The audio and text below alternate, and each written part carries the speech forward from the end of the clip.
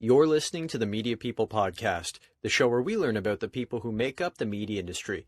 We find out where they started, where they are now, and the stories in between. I'm your host, Victor Genova. For more episodes, go to soundcloud.com/mediapeoplepodcast. Views expressed by participants are personal. In part 2 of our chat with Sonia Carreno, President of the Interactive Advertising Bureau of Canada, we learn about her time at the DAC Group, working in digital media at the local level, and some of the topics she's looking to address during her tenure as president. If you haven't already, you can catch up on part 1 where Sonia discusses life growing up in Northern Ontario and Europe, her time at International Management Group, and what it was like to be part of digital media when the medium was just in its infancy. I got a call from DAC Group, who was a Yellow Pages agency. And by Yellow Pages agency, it's easy to confuse the publisher from an agency. And they were an agency that coordinated national buys for dealers and franchisee networks across Canada and North America. So they had 7 offices, 3 of them in Canada, 4 of them in the U.S. And so basically, the complexity, just to give you an example, it's one thing for a Xerox national brand to advertise on a national level, but if they have 200,000 sales agents, with each one of them having their own territory, each one will want to have a micro media plan that is attached to their territory. And obviously tailored to their territory as well. Correct. Okay. And also that has a level of governance on territory. So I was asked in that initial call, do you think you can do something for us in the digital space? And, just a few days earlier, Google launched their AdWords program, and I was like, oh yeah, hells yeah, I know exactly where local is going. And local search was going to be big, and it was all going to be taken over by Google eventually, or at least in theory, that it was going to become a digital proposition, 100%. And so with that confidence, I, with both feet, left Modem and started DAC Group Digital. And that was really exciting and wonderful, and a wonderful group of people there. And Norm Haggerty was the CEO at the time, so much energy and passion and really wanting to embrace the digital space. And that was really quite exciting. Was the opportunity to work on local again, did that attract you to DAC Group? It did, in a way, but only afterwards, because to be honest with you, much like anybody else that you talk to who hasn't had much exposure to the Yellow Pages business, it takes a really long time to really understand how it works. And so it's only a little bit later that I started to understand, oh my goodness, it's feeling like all the pieces of the puzzle, again, have fallen into place for me. And that, it was a slow build, but I totally fell in love with the local space and with what it had to offer. And so this was when, it started with, Google local, but then there was, Yelp and reviews, the notion of reviews, the notion of group leverage buying, like Groupons. And Groupon was launching at the time. So there was and Foursquare, social local, right? So it just, that whole space was so exciting, and yet it was very niched and small. So it felt, again, like it had the appeal that Modem Media did when I first started as well, because it was almost like this little tiny subsector that I had an opportunity to grow with. When you look back at the 5 years you spent at the DAC Group, how did it change from, say, day one to your last day at the company? Oh, it was incredible. So the first, not only from an operationally, I guess, the idea of training 7 offices on a new digital proposition and spearheading, how we're going to go and package this and sell it. That was one thing, but near the end, it started to become about efficiencies and protecting margins, right? So, the Yellow Pages industry is based on driving efficiencies for very complex business propositions. And so what we needed to do is we needed to start focusing on how do you make mass micro planning efficient. And so this was before platforms like Kenshu and Marin were invented. And how do you manage search media as well as Yellow Pages media as well as display media in a micro-planned environment? And get all these franchisees organized, and how do you solicit them individually, and how do you get them on board, and then how do you manage thousands and thousands and thousands of plans, and all of them wanting to have their own reports. And it sounds like software development was a huge part of what you were doing there. Absolutely. So it was I spent a lot of my last year in building out technology and working with consultants on how do we change the space. And it's funny because it's kind of foreshadowing what's happening now. If you look at a lot of the DSP companies that are out there, they started off in media, but now they're slowly branching into platform sales where you've seen media reps moving into software. And I don't want to jump too far ahead, but as the IAB Canada president, do you kind of see that rolling up into, or something that the IAB would possibly tackle in the coming years? Anything to do in and around platforms, or that wouldn't be mixed in there per se? Well, certainly one of the things that I'm focusing right now on is the idea of education, and a big part of education, I think, is platform proficiency.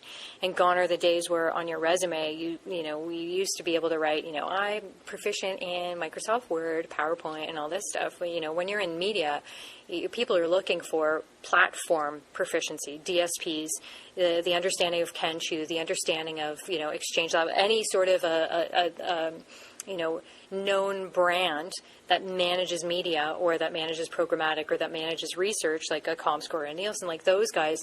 That has become the standard now.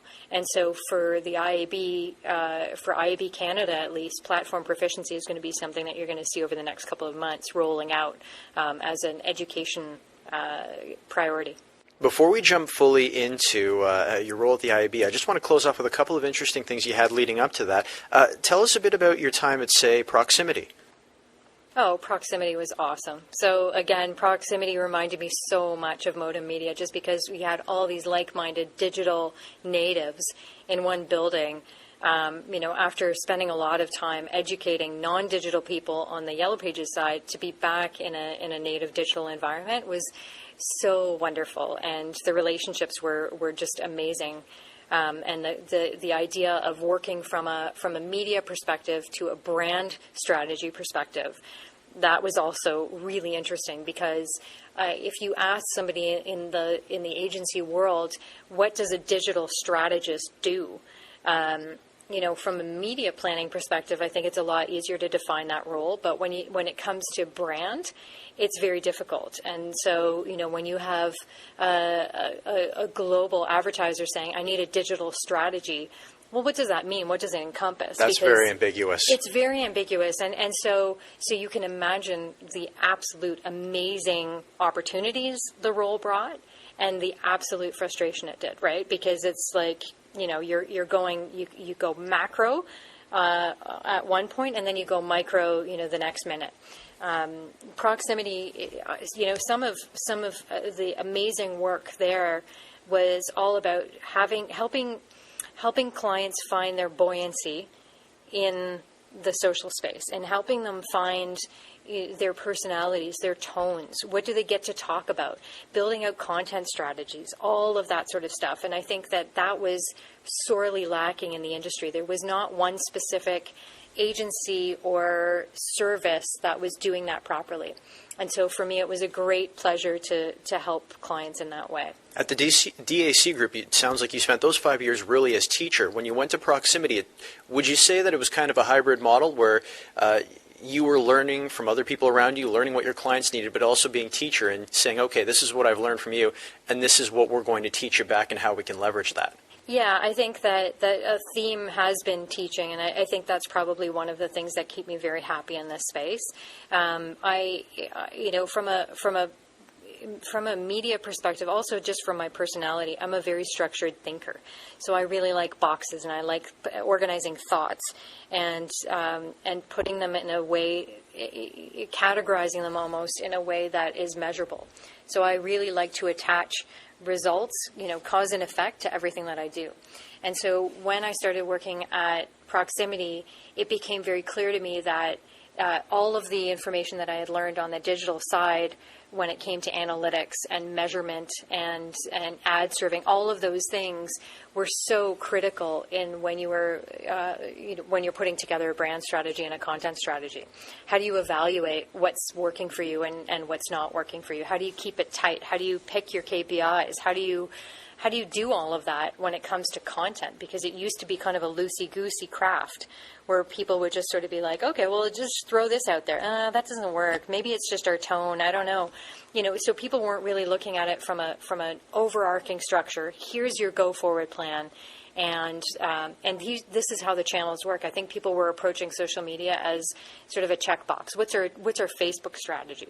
What's our LinkedIn strategy? Whatever it is. I know what you're saying. Yeah, with Facebook too. It's one of the things that I've noticed with people.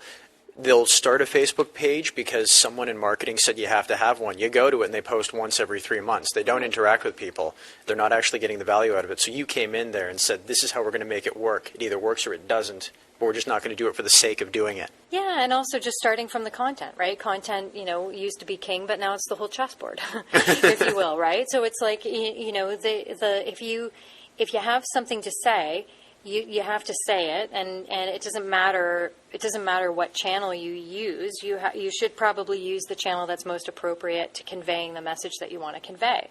And if that's in Instagram because you've got a really great visual or a photograph that says it all better than a video, or better than and I've seen a couple of pictures lately on social media that just are perfect. Like, they're just so perfect. They say everything. It's the whole, summy cards, right? Those like one-liners, or the one phrase can sometimes say so much for a brand. And I think that oftentimes we overthink it as marketers. Is it difficult, though? I've never been agency side, but is it difficult for you to go back to a client and say, what you want to do isn't what you should be doing? Do they take that very well? No, I think that, I would never use that approach. What I would do is I would go back and say, what you're doing is what you're doing. And here's an idea, or here's a way of thinking about it. And I would always start at the beginning for them. And so I would always start at the kernel of their existence, and here's what you do for a living, here's why, here's your audience, here's a whole analysis. Now let's start talking about what things do you get to talk about based on that. So it's almost like taking them through their own narrative, so that eventually when you get to the end of the recommendation, they're all sitting there going, that makes sense. I now feel like the dots are connected, whereas they're kind of throwing darts in the dark if they don't have the full picture showing them why they've taken a certain approach or why they're posting certain things. Gotcha. And it's a natural progression almost, that because you love teaching so much and it's always been ingrained in what you're doing, that you'd move on and become the IAB Canada president. And you've been president for, we just spoke about 3 months, you'd say? It's actually like 2 months. 2 months? Yeah. Okay. And let's start from the beginning about that. What made you want to join the IAB as president, or when you saw the opening jump for it? Actually, I didn't necessarily jump for it at the beginning. So, I have no clue how the IAB picks their president. So if you want to drop a little bit of knowledge there, that's perfect. It was a long process. So I think the IAB was president-less for 6 months. I was first approached in December, and I remember being on vacation in Mexico, and thinking to myself, I don't know whether that's the right thing for me to do right now. And then I just kind of let it go away. I was very busy at Performix. I thought that I was doing a lot of really good stuff there, and that I was kind of moving the needle there, and felt that there was a lot left to be done. Then I was approached again in March, and I just suddenly was overcome with this feeling of like, whoa, okay, maybe I should look at it. Like, if nobody's taken it, I thought that this job would be filled almost immediately. And so nobody had taken it by March, or it hadn't been filled. They couldn't find the right fit. So I started talking to people, and I think that, I'll tell you that even in the first meeting that I had, I was talking to people that I had known since 1997, and it was kind of like reuniting with the original brigade of people that actually started this whole thing, right? So, people that had been part of the IAB since its inception, which I was, involved back then as well, going to all the, meetings and council stuff, and, so it was almost like a reunion, and I felt like it was a bit of a coming home in a way. The more I talked to people and the more I reconnected with these individuals, the more I started to have more and more passion. And I realized that over the years, I've really seen some of the sparkle disappear from the industry. And not that I'm not commenting on the IAB. I'm just talking about the industry in general. I think it's just become a little bit of an entitled industry, and people have just kind of lost the magic of the coolness of it, and the amazing opportunities and the startup feel and the energy that used to exist when we would throw events and when we would go to, seminars and things like that. People were leaning forward, asking questions, standing at the mic all the time, trying to find out, but how do we crack this? And, this is a real problem. And just coming together, there was just so much more energy. And I've noticed that over the years it's kind of zapped. And maybe that's because of the fact that, the industry has grown. Technology has really, done a great job of sort of adapting everybody and taking away some of the questions that we may have had in the past. But I think that that's part of what kept me up at night and during the whole, interviewing process was, can I revitalize this? Can I? And I was looking forward to that. So outside of injecting so much more enthusiasm back into digital, is there any other, when you look back at your tenure as president, is there anything else that you want to accomplish, say, from a research perspective? Because we know the IAB is heavily rooted in research. Absolutely. I think there's a major shortage of Canadian research available to us. I think that we rely on the big players, and I won't mention who they are, but it's become almost like a publisher-led initiative, our Canadian research, and that needs to go away. Like, I think what we need to do is we need to start commissioning more. I'd like to see more marketers sponsoring custom research programs. I'd like to see some of the amazing startups that we have in Canada, across Canada, not just Toronto. I've met some people, close to Barrie that have an incredible tool that's all about, measuring the online channel or measuring the owned channel. I'd like to see smaller players get together and start pulling together amazing Canadian research to give back to the industry. And I think that we just need to invest in it, and we need to, become a little bit more inclusive in the way that we approach research. Outside of research, there was one event that happened about 2 weeks ago that was kind of outside of anything I've ever seen. And I've been going to IAB events for the last 5 years. Anything that's been outside of the IAB, I'd have to go back to my time being a NABS ambassador and going to speed mentoring. And it was the Business of Digital seminar that you had.